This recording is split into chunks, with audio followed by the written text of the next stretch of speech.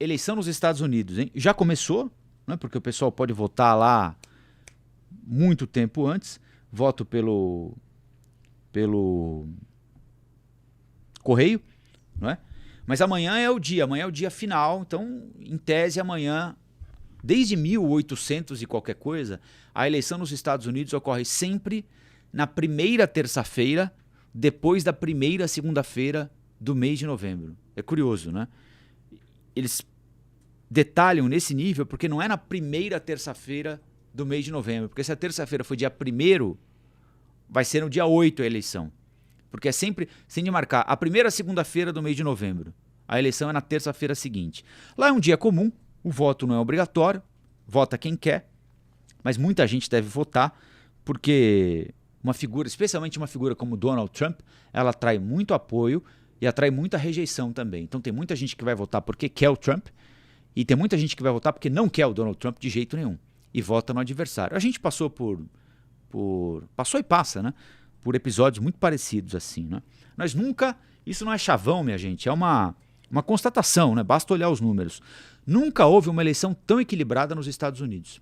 A essa altura aqui do campeonato, nós já tínhamos, em outras eleições, nós já tínhamos mais ou menos uma ideia de qual era o caminho que a eleição estava tomando. A última, Biden-Trump, foi uma eleição atípica porque o presidente não se reelegeu, o presidente era o Trump, ele concorria a mais um mandato, não se reelegeu, mas já havia um favoritismo para o democrata Joe Biden, embora a vitória não fosse certa, evidentemente. Mas as pesquisas já indicavam um caminho para aquela eleição. Neste momento aqui, poucas horas antes do fechamento das urnas lá nos Estados Unidos, ninguém sabe nada. A única coisa que dá para imaginar, dá para prever, é que haverá uma grande confusão. Uma grande confusão. Porque o sistema deles é maluco. O sistema deles, para um país desenvolvido, para a maior economia do mundo, é um sistema antiquado. O nosso sistema, minha gente, dá de 1000-0 no sistema eleitoral dos Estados Unidos. Eles têm voto do correio, pelo correio, que chega Deus sabe da onde, contagem manual, cada estado tem a sua maneira de verificar votos. É uma confusão danada. Bom, para além do sistema eleitoral deles, que é diferente do nosso, né? Lá quem vence no voto popular não necessariamente vence a eleição, porque the winner takes all, eles costumam dizer, gastei o inglês agora, hein? O vencedor leva tudo. Então, se num determinado estado vencer um candidato por 1 ponto percentual de diferença, ele leva todos os delegados daquele estado. Então, os estados têm um número de delegados que corresponde à população daquele país. Vamos transportar isso para cá. São Paulo teria 70 delegados. Sergipe, que é um estado menor, territorialmente e com densidade populacional menor também, teria 20. Então vamos imaginar que um candidato, o Lula venceu o Bolsonaro por 51-49 em São Paulo. O Lula leva os 70 delegados em São Paulo. O Bolsonaro venceu o Lula em Sergipe por 79 a 21. O Bolsonaro leva todos os delegados do Sergipe. E assim eles vão fazendo as contas. Eles conseguem projetar mais ou menos o que é certo. O que é certo? Você tem um estado, São Paulo sempre vota no Lula. Então, aquele estado é tido como, e a pesquisa vai lá e confirma, então aquele estado vai reafirmar o que faz sempre, que é votar num candidato vermelho. O Rio Grande do Sul vota sempre no Bolsonaro. Então você vai lá, faz uma pesquisa, a pesquisa confirma, aquele estado vota sempre no azul. Então você já coloca na conta os delegados do Rio Grande do Sul, os delegados de São Paulo, para esse ou para aquele candidato. Mas eles têm uma diferença lá, uma diferença não, né? Eles têm eleitores de determinados estados têm um comportamento mais volátil. Como acontece com Minas Gerais, por exemplo, como acontece com quais estados a gente... É que os estados aqui no Brasil são quase que... O Amazonas, talvez, mas aí acho que é um pouquinho de forçação de barra da minha parte, né? São Paulo, o Rio de Janeiro, né? Ora voltam assim, ora... São os chamados swing states. São os estados que se movem. Ora eles votam pelos republicanos, ora eles votam pelos democratas. Então, é nesses estados que a campanha está concentrada, obviamente, porque a Câmara já sabe onde a vitória dela está garantida e o Trump já sabe onde a vitória dele está garantida. Esses estados eles dão como vencidos. Eles estão concentrados agora na obtenção de delegados nos estados onde hora ganha um, hora ganha outro. E as pesquisas nesses estados apontam, se não empate, uma vantagem muito no limite para um ou para outro. Ou seja, ninguém sabe o que vai acontecer. Como o sistema de apuração deles é todo confuso, dá margem a uma série de denúncias de eventuais fraudes, a discussões judiciais, muita gente prevê que vai ser uma apuração demorada, exatamente por ser uma eleição muito disputada, cada voto vai valer, e provavelmente também uma eleição judicializada. Quem perder vai correr à justiça para pedir recontagem de votos, para argumentar por uma eventual fraude, até porque um dos concorrentes já tentou fraudar uma eleição, que foi o Donald Trump. Isso não sou eu quem estou dizendo, aliás, quem seria eu para dizer alguma coisa assim, né? Quem disse isso foi a investigação feita nos Estados Unidos, que identificou a voz de Donald Trump, então presidente da República, num telefonema, pedindo a um aliado, pedindo não, né? Exigindo que um aliado, num determinado estado, virasse a eleição para ele. Ele perde a eleição, mas ele, presidente da República na época, queria que o aliado arrumasse os votos que ele precisava para vencer a eleição contra o Biden e, consequentemente, obter o maior número de delegados. Então, nós fatalmente, muito provavelmente, não conheceremos tão rapidamente o presidente dos Estados Unidos ou a presidente dos Estados Unidos assim que terminar a votação por lá. É possível que demore. Na eleição do Biden, que era uma eleição mais previsível, demoraram 4 dias para confirmar o resultado. Embora as emissoras de TV comecem a fazer projeções, né? Eles começam, quem vai chegar ao número mínimo de delegados necessário para ser eleito presidente da República. É possível que extraoficialmente a gente fique sabendo antes, mas oficialmente, olha, se decretarem o resultado antes do fim de semana, é lucro, hein? E aí depois vamos ver como é que quem perdeu vai lidar com o resultado, né? O Trump, por exemplo, por que eu estou me referindo ao Trump? Porque ele tem já um histórico de não aceitação de derrota, né? Vide a invasão ao Capitólio. Ele chegou a dizer que haveria uma guerra se ele não ganhasse a eleição, se lembram? Um derramamento de sangue e tudo mais. Eu tô baixo aqui, Thiago. Eu tô com a sensação que eu tô muito para baixo aqui. Melhorou agora? Atrapalhou você aí, meu garoto? Não? Não? Tava balançando a perninha assim, sabe? Igual... É. Porque eu sou um cara de 1,87 m, para quem não sabe. Né? Então ficou estranho. Eu acho que o vídeo não tava fazendo... A gente é da mesma altura, eu e o Thiago, por isso que eu me lembrei. Acho que o vídeo não estava fazendo justiça aqui, a potência do meu corpo, né? Enfim. Mas voltando aqui à eleição dos Estados Unidos. Então eles estão de olho nesses estados-chave, os estados pêndulo, os swing states. Hoje os dois estão no mesmo lugar fazendo campanha. Pensilvânia é o estado-chave mais decisivo do pleito.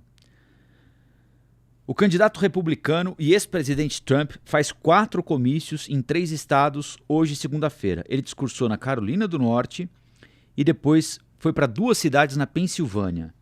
Trump encerra a campanha com um grande evento hoje à noite no Michigan, da mesma forma que ele encerrou as outras 2 campanhas. A Kamala Harris passa o dia todo na Pensilvânia. Por que a Pensilvânia?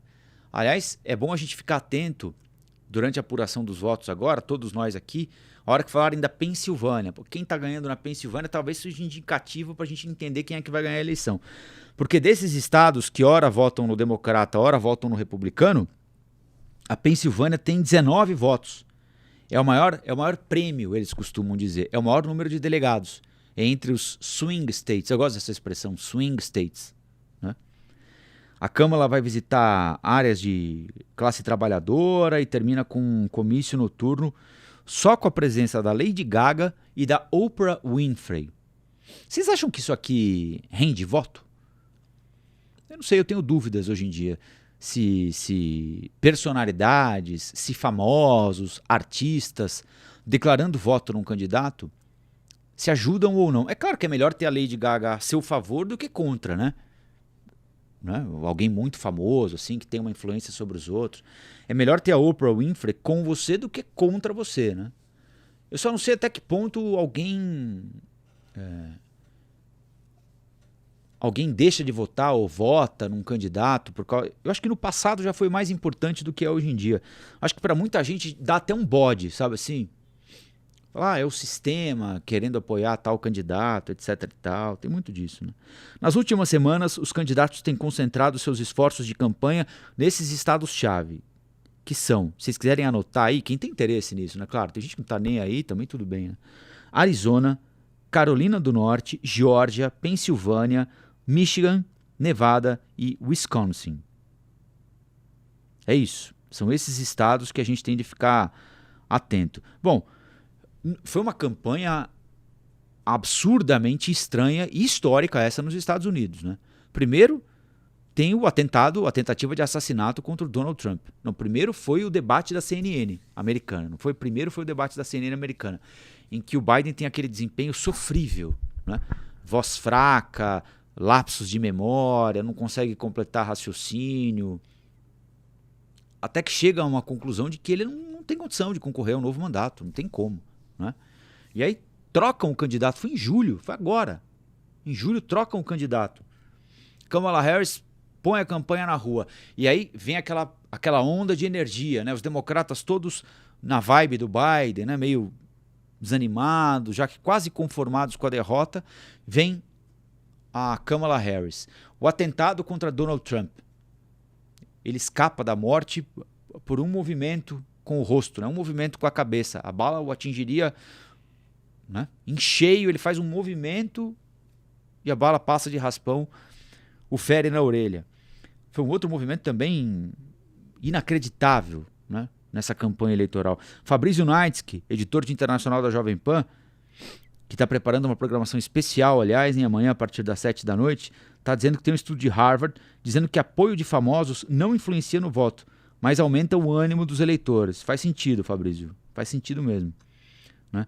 Dá mais moral para a tropa, mas também não faz assim diferença na hora de alguém tomar uma decisão, se vota em A ou vota em B, né? Bom, o número-chave no qual a gente tem de ficar atento é 270. 270 votos elegem o próximo presidente dos Estados Unidos. São mais de 160 milhões de eleitores lá nos Estados Unidos. Muita gente, né?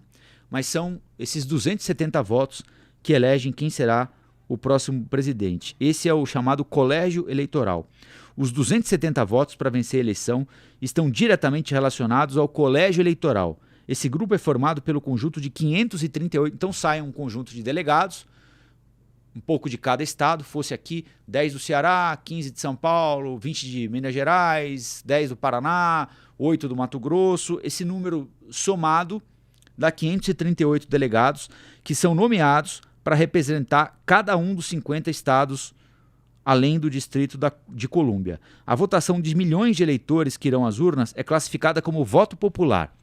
O candidato mais votado pela população não é necessariamente quem ganha a eleição. Aconteceu com a Hillary Clinton. Esse exemplo está sendo muito usado nos últimos dias e sempre é, para mostrar que nem sempre a voz do povo é a voz de Deus. Nos Estados Unidos, em 2016 não foi. A Hillary Clinton teve mais de 3 milhões de votos populares à frente de Donald Trump. Porém, o Trump venceu nos estados que mandam mais delegados para o Congresso americano. Certo? E assim ele conseguiu se eleger. É como se cada estado valesse um número exato de pontos. Ou seja, para ganhar as eleições são necessários pelo menos 270 pontos ou 270 delegados. É assim há mais de 200 anos, minha gente. Faz 200 anos que os americanos votam assim. É claro que a gente está de olho aqui no que isso vai significar para nós aqui, né? Muitas vezes não significa nada também, né? Porque, vamos falar a verdade, nos Estados Unidos, essa região aqui do mundo não existe, né? Muito eventualmente, quando o Maduro arruma algum problema, eles reclamam lá, não é? Quando o Milley é eleito, o Trump parabeniza, não é? Enfim, vez ou outra, nós não estamos no caderninho de prioridade dos americanos, né? E muito desse nexo que é estabelecido, é claro que agora há um nexo ideológico muito evidente, né? Havia entre Trump e Bolsonaro, assim como há entre Trump e Milley, e aparentemente não há entre Trump e Lula. Mas há entre Lula e Biden, por exemplo. E houve, né? Os Estados Unidos e o presidente Biden foram muito enfáticos naquele período em que colocaram em dúvida as urnas eletrônicas brasileiras, em que começou-se a cogitar uma possibilidade de que o resultado da eleição de 22 não fosse confirmado. Os Estados Unidos foram muito enfáticos, mandaram inclusive militares aqui para o Brasil, né, para dizer, olha, os americanos estão compromissados com a Constituição brasileira, com o processo democrático no Brasil, né? E depois disso, o Lula e o Biden se encontraram na pauta do combate à desinformação, na pauta da tentativa de regulamentar as chamadas Big Techs, de combate a fake news, né? Então, nesse caso, houve aí uma aproximação ideológica. O Biden também é muito ligado aos sindicatos nos Estados Unidos, o Lula, por óbvio, também aqui no Brasil, né? Mas já houve momentos, por exemplo, em que a relação foi boa quando em tese não seria. Lula e Bush, por exemplo, né, estavam muito bem. O presidente brasileiro, George W. Bush, um republicano lá nos Estados Unidos, faziam inclusive churrasco junto aqui. Houve uma aproximação muito grande do Brasil e dos Estados Unidos naquele período. Como houve um afastamento quando aqui a presidente era Dilma Rousseff e lá o presidente era o Obama. Os Estados Unidos espionaram a ex-presidente Dilma Rousseff, escuta gabinete presidencial, se lembram disso? Então, não necessariamente um democrata e um petista, um republicano e um bolsonarista vão, né, fazer com que a relação entre Brasil e Estados Unidos seja absolutamente maravilhosa. Pode ser que sim, pode ser que não, como diria o poeta, né?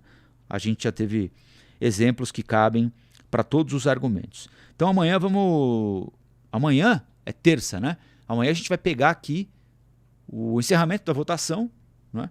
E quem sabe começar com as projeções, embora vá demorar, né? Mas quem sabe a gente já não consiga enxergar alguma coisa aí do que aconteceu, como aconteceu. E aí tem o Urian, quarta-feira, o Urian já vai pegar o horário quente, quarta-feira, 5 da tarde, no Flow News Internacional, e depois vão amarrar o Urian aqui, para ele não ir embora e ficar com a gente no Flow News de quarta-feira. Quem sabe, né? A gente já não consegue, pelo menos, ter as projeções desses grandes canais aí que fazem, né, matemáticas e tentam avançar sobre os vencedores das eleições. Olá, aqui é o Rafael Colombo. Gostou do que acabou de assistir? Se inscreva no canal Cortes do Flow News para os melhores momentos. Quer acompanhar os nossos programas na íntegra? Então se inscreva no nosso canal oficial Flow News.